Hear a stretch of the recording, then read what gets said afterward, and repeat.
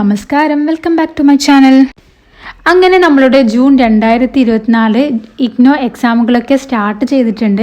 എങ്കിലും ഇനിയും എഴുതാത്തവർക്ക് വേണ്ടിയിട്ടുള്ളതായിരിക്കും ഈ ഒരു വീഡിയോ. എക്സാമിന് പോകുന്നതിന് മുമ്പായിട്ട് എന്തൊക്കെ കാര്യങ്ങൾ നമ്മൾ ശ്രദ്ധിച്ചാൽ നമുക്ക് നല്ല രീതിയിൽ എക്സാം എഴുതാൻ പറ്റും എന്നുള്ളതാണ്. ഇത് എൻ്റെ തന്നെ ഒരു എക്സ്പീരിയൻസ് ആണ്.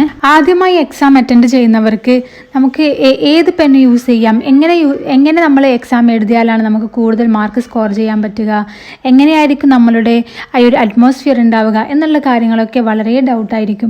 അപ്പോൾ അങ്ങനെയുള്ളവർക്ക് കുറച്ചൊരു റിലീഫ് കിട്ടാൻ വേണ്ടിയിട്ടാണ് ഈ ഒരു വീഡിയോ. ആദ്യമായിട്ട് തന്നെ നമ്മളുടെ എക്സാം ഹാളിലേക്ക് കടക്കുന്നതിന് മുമ്പ് നമുക്ക് വേണ്ട ചില ഡോക്യുമെന്റ്സ് ഉണ്ട്, നിർബന്ധമായിട്ടും എടുക്കേണ്ട ചില കാര്യങ്ങളുണ്ട്.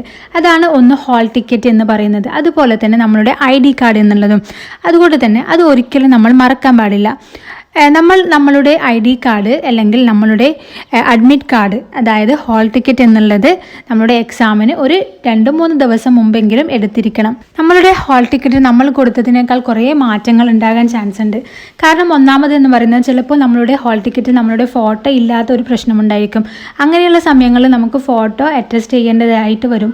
അതുപോലെ തന്നെ നമ്മൾ കൊടുത്ത പ്രോഗ്രാംസ് ഒക്കെ അതിലുണ്ടോ, അല്ലെങ്കിൽ എന്തെങ്കിലും പ്രോഗ്രാമിൻ്റെ മാറ്റം വന്നിട്ടുണ്ടോ, നമ്മളുടെ എക്സാം സെൻറ്റർ എന്ന് പറയുന്നത് നമ്മൾ കൊടുത്ത എക്സാം സെൻറ്റർ തന്നെയാണോ നമുക്ക് കിട്ടിയിട്ടുള്ളത്, അല്ല വേറെ എവിടെയെങ്കിലും ആണോ കിട്ടിയിട്ടുള്ളത്, അതൊക്കെ ലാസ്റ്റ് ടൈം നമ്മൾ എക്സാമിന് പോകുന്നതിന് മുമ്പാണ് ഹാൾ ടിക്കറ്റ് എടുക്കുന്നത് എന്നുണ്ടെങ്കിൽ ആ ടൈമാണ് നമ്മൾ അറിയുന്നതെങ്കിൽ നമുക്ക് ഒന്നും ചെയ്യാൻ പറ്റാത്തൊരവസ്ഥയിലാകും. അതുകൊണ്ട് തന്നെ മാക്സിമം നിങ്ങൾ 2-3 ദിവസം മുമ്പെങ്കിലും നിങ്ങളുടെ ഹാൾ ടിക്കറ്റ് നിങ്ങൾ പ്രിൻ്റ് എടുത്ത് കയ്യിൽ വെക്കേണ്ടതാണ്. ഇനി ശ്രദ്ധിക്കാനുള്ളത് നമ്മളുടെ എക്സാം ടൈമാണ്.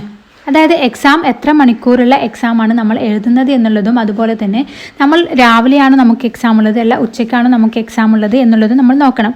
കാരണം ഹാൾ ടിക്കറ്റ് മാത്രം നോക്കിയിട്ട് കാര്യമില്ല, നമ്മളുടെ ക്വസ്റ്റ്യൻ പേപ്പറും കൂടി നോക്കണം. കാരണം ഹാൾ ടിക്കറ്റിൽ പൊതുവായിട്ടുള്ള ഒരു ടൈം ആയിരിക്കും ഉണ്ടായിരിക്കുക. കാരണം എൻ്റെ ഒരു എക്സ്പീരിയൻസ് പ്രകാരം ഞാൻ ആദ്യമായിട്ട് എക്സാം എഴുതാൻ പോയപ്പോൾ എൻ്റെ ഹാൾ ടിക്കറ്റിൽ ഉണ്ടായിരുന്ന ടൈം എന്ന് പറയുന്നത് 2 to 5 ആയിരുന്നു. അതായത് 3 hours എക്സാം എന്നുള്ള രീതിയിലായിരുന്നു. എന്നാൽ ഞങ്ങൾക്ക് വെറും 2 hours മാത്രമായിരുന്നു ഉണ്ടായിരുന്നത് ആ ഒരു എക്സാമിന്. അതുകൊണ്ട് തന്നെ നിങ്ങൾ എക്സാമിന് വേണ്ടി പ്രിപ്പയർ ചെയ്യുന്ന സമയത്ത് തന്നെ നിങ്ങളുടെ എക്സാമിൻ്റെ ടൈം എത്രയാണ് എന്നുള്ളത് മനസ്സിലാക്കുക. 2 hours ആണോ അല്ല 3 hours ആണോ എന്നുള്ളത്, അതുപോലെ തന്നെ രാവിലെ ആണോ ഉച്ചക്കാണോ എന്നുള്ളതും കറക്റ്റായിട്ട് നിങ്ങൾ നോട്ട് ചെയ്ത് വെക്കേണ്ടതാണ്.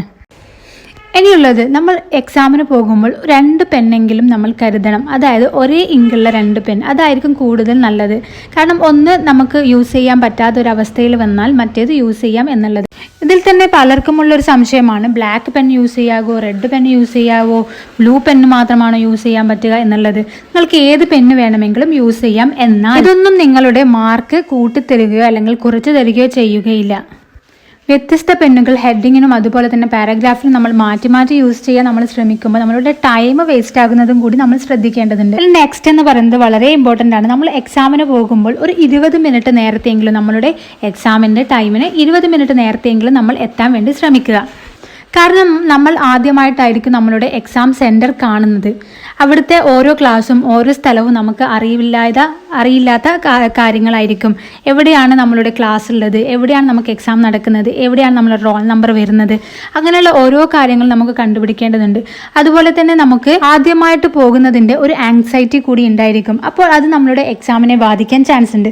അതുകൊണ്ട് കുറച്ച് നേരത്തെ പോകുകയാണെങ്കിൽ നമ്മളുടെ ക്ലാസ്സും റോൾ നമ്പറും എവിടെയാണ് എന്ന് കണ്ടുപിടിക്കാനും, അതുപോലെ തന്നെ നമ്മൾ ഓൾറെഡി പഠിച്ച കാര്യങ്ങൾ, ഇമ്പോർട്ടൻറ്റ് ടോപ്പിക്സ് ഒന്നും കൂടി ഒന്ന് റിവിഷൻ ചെയ്ത് നമുക്ക് നല്ല രീതിയിൽ കാമായിട്ട് റിലാക്സ് ആയിട്ട് എക്സാം എഴുതാൻ വേണ്ടിയിട്ടും അത് സഹായിക്കും. ഇനി എക്സാം എഴുതുമ്പോൾ ശ്രദ്ധിക്കേണ്ട ഒരു കാര്യം എന്ന് പറഞ്ഞാൽ, നമ്മളുടെ ഇമ്പോർട്ടൻ്റ് ആയിട്ടുള്ള ടോപ്പിക്സ്, നമ്മൾ മെയിൻ ആയിട്ടുള്ള ടോപ്പിക്സ്, നമുക്ക് അറിയുന്ന നല്ല കാര്യങ്ങൾ നമ്മൾ ഫ്രണ്ടിൽ തന്നെ എഴുതാൻ വേണ്ടി ശ്രദ്ധിക്കുക എന്നുള്ളതാണ്.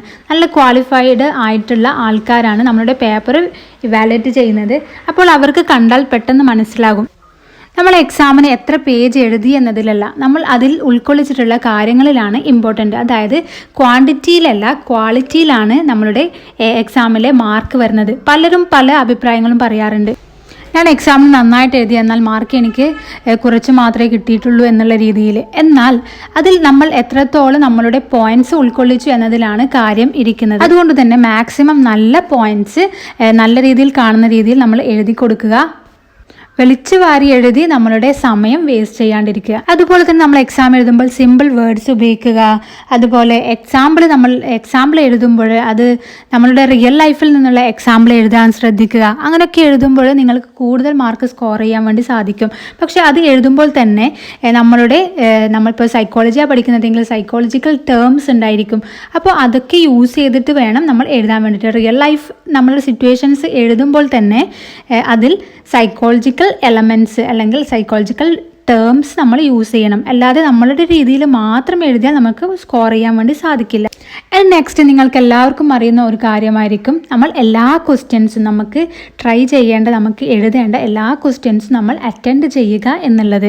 കാരണം അഥവാ നിങ്ങൾക്ക് അറിയാത്ത ആൻസേഴ്സ് ആയാൽ പോലും ചിലപ്പോൾ നിങ്ങൾക്ക് 1 മാർക്കോ അല്ലെങ്കിൽ 2 മാർക്കോ കിട്ടാൻ ചാൻസ് ഉണ്ട്. അപ്പോൾ അങ്ങനെയാകുമ്പോൾ നിങ്ങളുടെ മാർക്കിൽ അത് പ്രതിഫലിക്കുകയും ചെയ്യും. നിങ്ങൾക്ക് ആകെ എല്ലാ ടോട്ടലും കൂടി നോക്കുമ്പോൾ നിങ്ങൾക്ക് മാർക്ക് കൂടാൻ ചാൻസ് ഉണ്ട്. അതായത് പാസ്സാവാത്തവർക്ക് പാസ്സാവാൻ വേണ്ടിയിട്ടുള്ള 1 മാർക്ക് കിട്ടാൻ, 1 മാർക്ക് കൊണ്ട് ഫെയിലാകുന്നവർക്ക് ആ 1 മാർക്ക് കിട്ടുന്നത് ചിലപ്പോൾ ഈ ഒരു ക്വസ്റ്റ്യൻ അറ്റൻഡ് ചെയ്യുന്നതിലായിരിക്കും. അതുകൊണ്ട് തന്നെ നിങ്ങൾ കറക്റ്റായിട്ട് എല്ലാ ക്വസ്റ്റ്യൻസും അറ്റൻഡ് ചെയ്തു എന്ന് ഉറപ്പുവരുത്താണ്. നമ്മൾ കഴിഞ്ഞ പ്രീവിയസ് വീഡിയോസിലൊക്കെ പറഞ്ഞിട്ടുണ്ട്, നമ്മൾ പേജ് ലിമിറ്റ് നോക്കിയിട്ട് വേണം നമ്മൾ എക്സാമിന് ഓരോ ക്വസ്റ്റ്യനും അറ്റൻഡ് ചെയ്യാൻ വേണ്ടിയിട്ട്. കൂടുതൽ അറിയാമെന്ന് കരുതി അതിന് കൂടുതൽ എഴുതിയാൽ നമുക്ക് ബാക്കിയുള്ള ക്വസ്റ്റ്യൻസ് അറ്റൻഡ് ചെയ്യാനുള്ള ടൈം കിട്ടാതെയാകും. 10 മാർക്കിന് എത്ര പേജ് യൂസ് ചെയ്യണം, എത്ര ടൈം നമുക്ക് ഉപയോഗിക്കാം, അതുപോലെ തന്നെ how to manage time and അതുപോലെ തന്നെ പേജും നമ്മൾ ഓൾറെഡി വീഡിയോ ചെയ്തിട്ടുണ്ട്.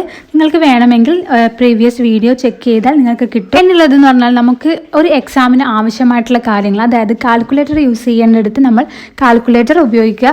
സയൻറ്റിഫിക് കാൽക്കുലേറ്റർ സാധാരണയായി ഉപയോഗിക്കാൻ സമ്മതിക്കാറില്ല, സാധാ നോർമൽ കാൽക്കുലേറ്ററാണ് പറയാറുള്ളത്. ഇനിയുള്ളത് ഇമ്പോർട്ടൻ്റ് ആയിട്ടുള്ള ഒരു കാര്യം എന്ന് പറഞ്ഞാൽ മറ്റുള്ളവരെ വിശ്വസിച്ച് നമ്മൾ എക്സാം എഴുതാൻ പോകാണ്ടിരിക്കുക. കാരണം നമ്മളുടെ എക്സാം സെൻറ്ററിലെ ഇൻവിജിലേറ്റർ എങ്ങനെയുള്ളതാണെന്ന് നമുക്കറിയില്ല.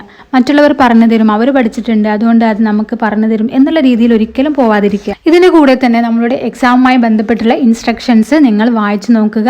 ഞാൻ ഇതിനു മുമ്പായിട്ട് വീഡിയോ ചെയ്തിട്ടുണ്ട്, നിങ്ങൾക്ക് വേണമെങ്കിൽ അതൊന്ന് ചെക്ക് ചെയ്യാം. അപ്പോൾ എല്ലാവർക്കും വീഡിയോ യൂസ്ഫുൾ ആയെന്ന് കരുതുന്നു. യൂസ്ഫുൾ ആയെങ്കിൽ താങ്ക് യു.